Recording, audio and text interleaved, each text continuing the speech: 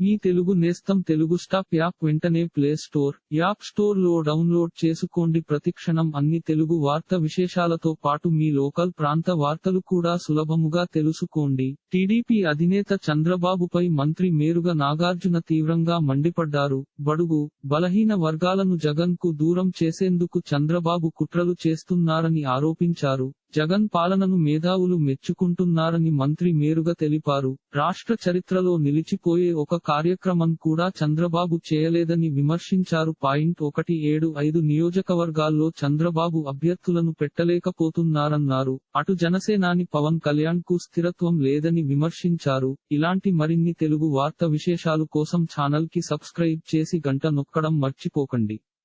ఈ వీడియోని తోటి మిత్రులకి షేర్ చేయండి. మీ అభిప్రాయాన్ని కామెంట్ లో తెలపండి.